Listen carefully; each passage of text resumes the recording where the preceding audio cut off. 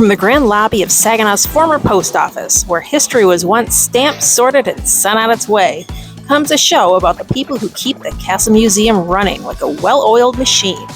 Welcome to Postscript, the podcast that delivers the stories behind the exhibits, the laughter behind the scenes, and the passionate folks who keep this historic landmark buzzing.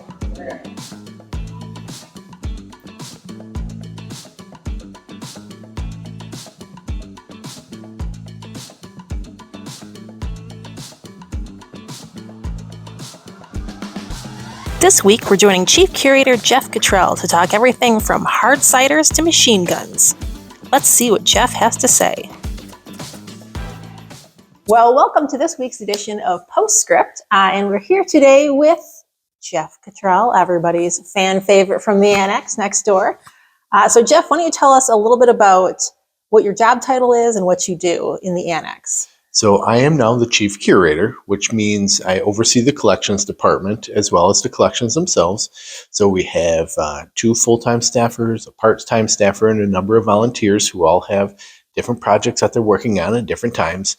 So I'm just kind of overseeing everything and making sure that questions are answered and supplies are there when they need them.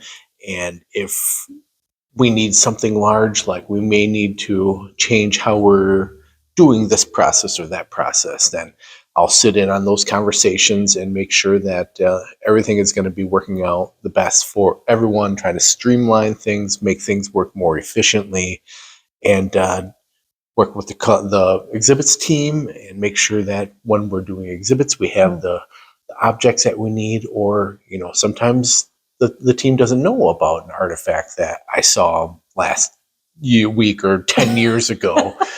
And so it's my job to help bring those forward so we can do the best exhibits that we can possibly do. Yeah, very cool. Sounds like you do a lot over there. And you mentioned seeing something 10 years ago. I see you're wearing a vintage logo shirt here today. How long have you worked here? So I started here in May of 2003. So in May, I'll be starting on year 23. Okay, wow. And how did you end up at the Castle Museum? So I was getting ready to graduate from Central Michigan with my broadcasting degree, and they needed some video work that they were doing. Actually, that video is up. It's in the Huckster wagon, the Huckster video. Okay. They had gotten a crew to come in and record it, and they were wanting to take that and make it into a video that they could use. And so they knew I was getting ready I was graduating with my broadcasting degree, and they asked me to come in and do some summer work. So I graduated on a Saturday with Sandy. Sandy was in my ceremony. Okay. So she was getting her master's and I was getting my undergrad. And there's a photo of us at the ceremony together because we knew each other. And then I went to Las Vegas for a week because my cousin was getting married. And so it was about a week after I graduated. Yeah, so it was that Monday that I started here. And then a month later, they hired me full time, and the rest is history. It's like the Hotel California. Once you're here, you can't ever leave. Correct. So since you've been here for so long, you must have some serious favorite artifacts. Like what are a couple? Either on display or hidden in the annex next door. That's tough because there's a lot of really, really cool pieces. One of my favorites is the machine gun. We have a machine gun that was made in Saginaw.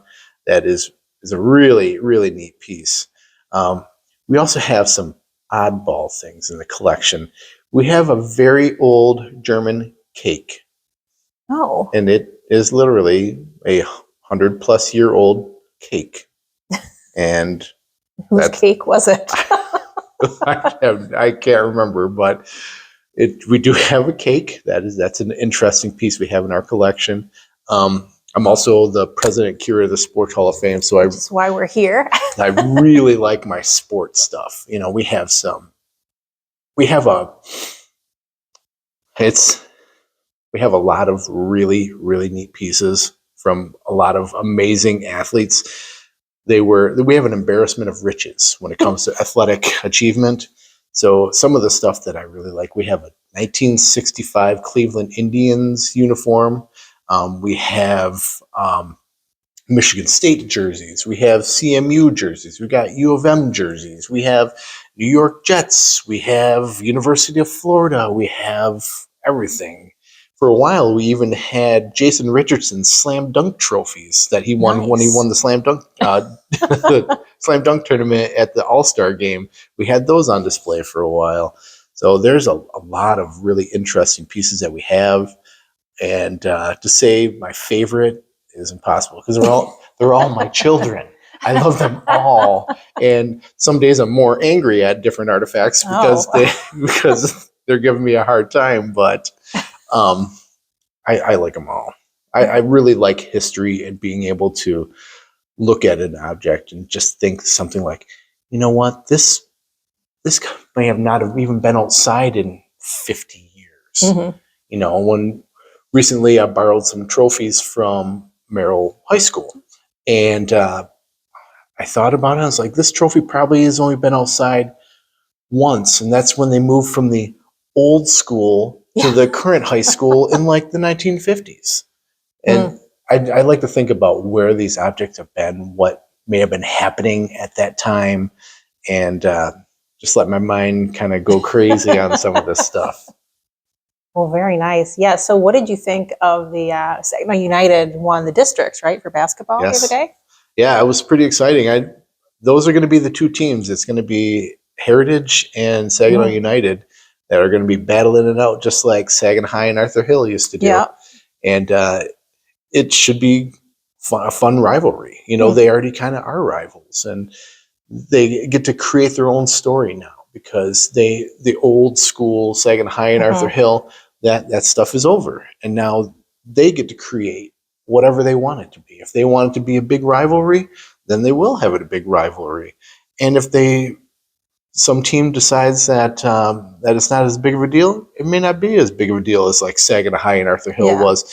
But seeing how the city of Saginaw loves to compete with each other, I think it'll be a fun rivalry going forward. Yeah, I mean, I know that was one of the big, like, I wouldn't say complaints, but concerns about merging those two Saginaw high schools. Is that like, oh, like, who are we going to compete against? And yeah, you know, sometimes you need that, I think. Oh yeah, realignment and progress. It just, you know, we can't stop it. It's just going to keep moving. So we just got to keep up.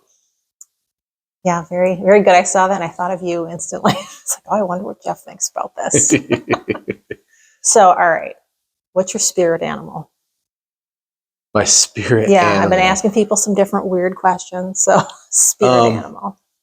I had some friends years ago that were psychic, and they told me my spirit animal was a blue heron. So, okay. Any logic to that? I don't know what the logic was, but that's what they told me. So you're very graceful. Blue heron. Long legs. I don't know. So what is your favorite part about working here? The best thing about working here is that no 2 days are the same.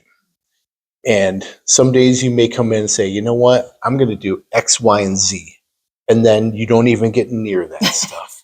Then something else happens and you're over here and you're helping out this person, or there's a project that came up, or somebody needs a hand with something, or you weren't expecting to help with a group or, you know, a tour or whatever that may be.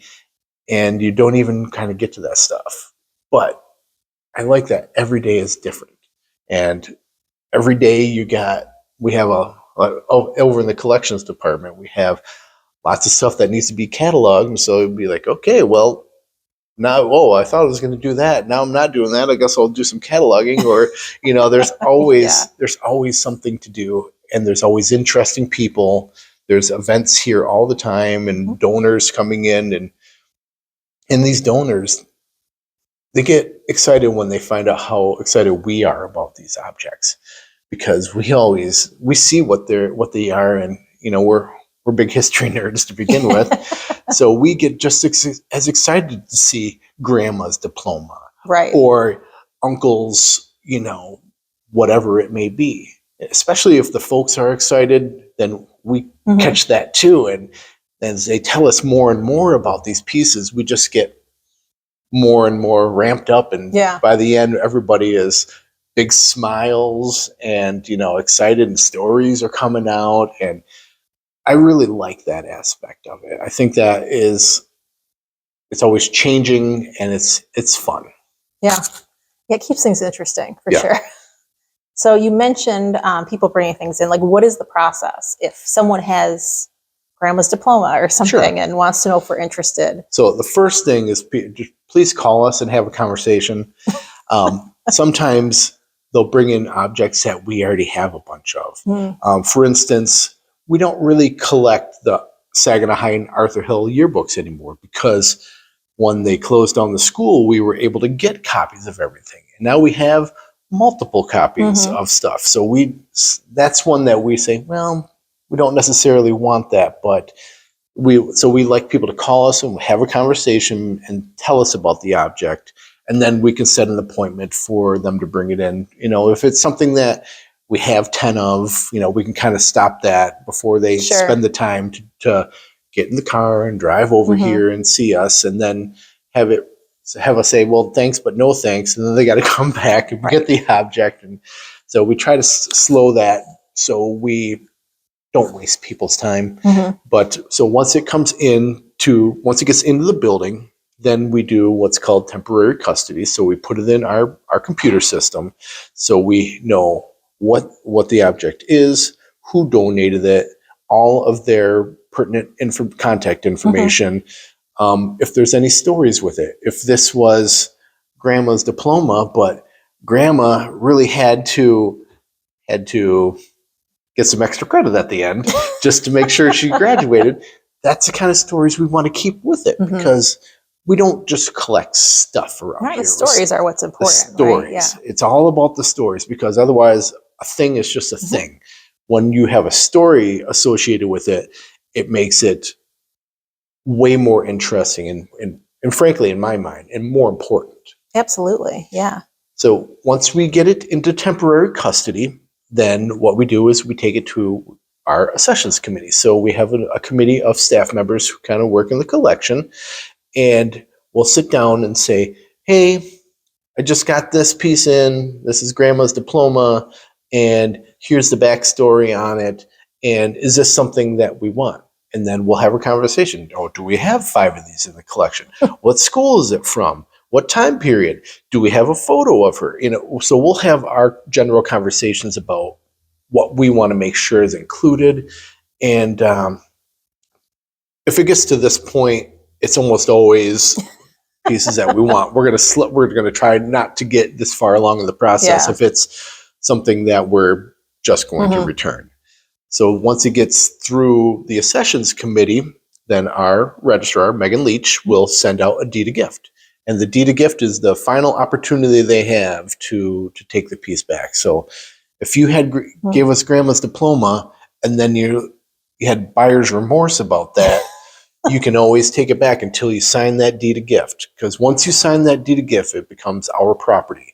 And we cannot legally give it back because you have had an opportunity to take a tax break on that.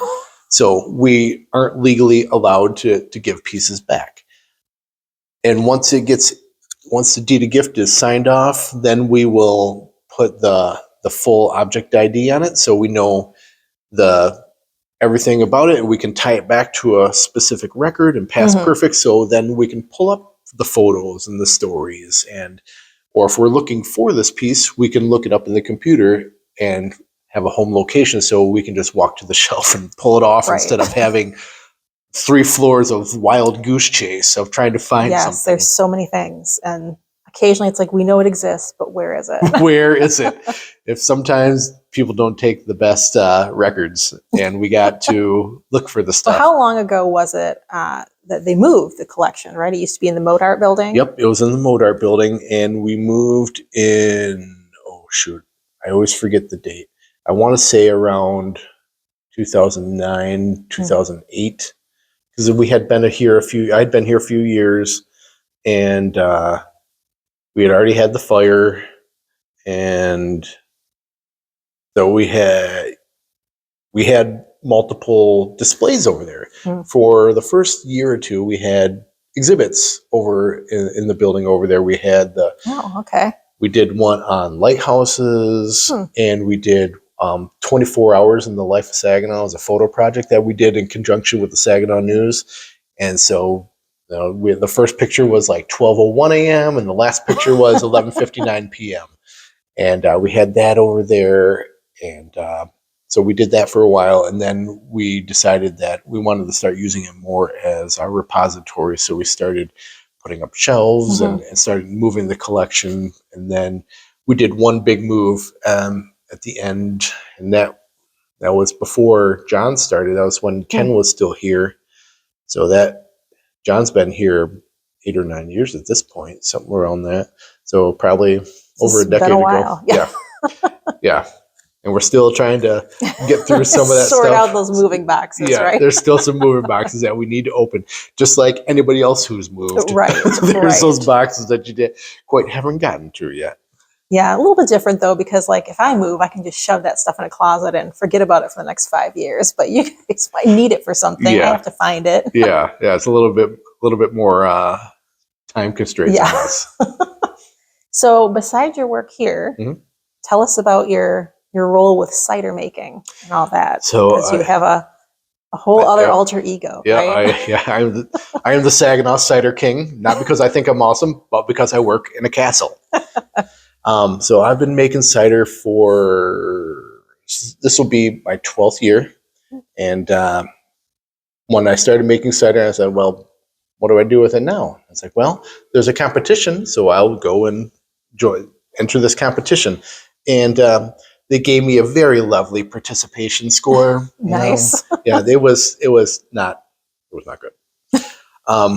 But I was not discouraged. I kept working at it, and then I started working with the back end of the competition. And when all the bottles would be shipped in, I'd help them get them all into the correct judging flight boxes, and I was a steward.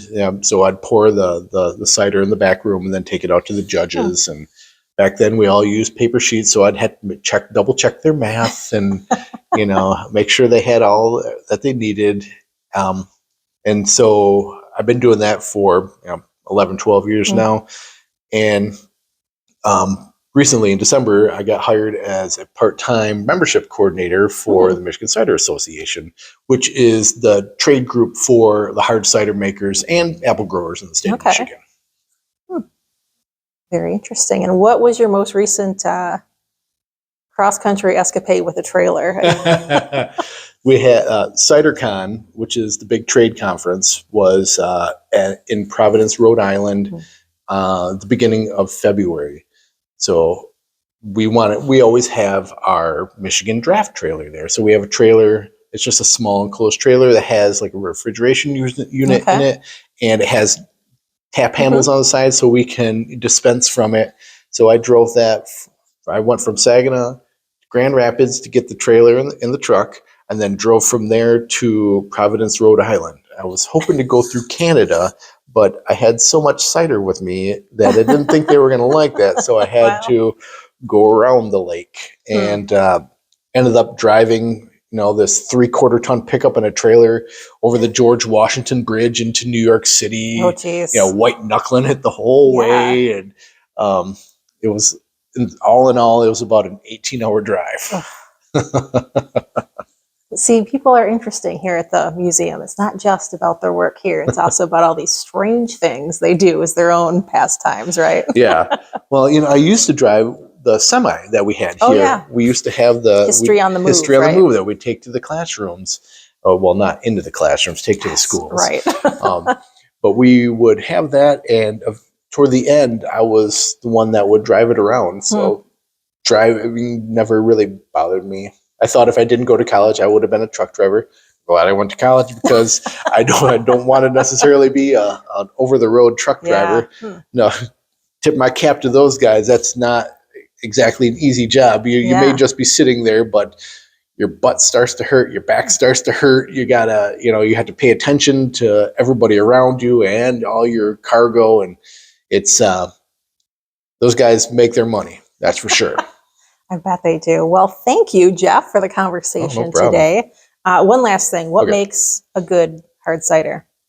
It's got to be well balanced. So you don't want anything out of whack. So be able to taste it. You want to, if it's a fruited cider, you want to be able to taste the apples, not just raspberries or blueberries or whatever. So you want to keep that in balance. You want to have a little bit of acid, because that gives cider its bright, refreshing flavors. Maybe a little bit of tannin, so maybe dries out the mouth a little bit. But it's all got to be in balance. So you don't want your sugar too high or your acid too high. You just want everything kind of playing nicely.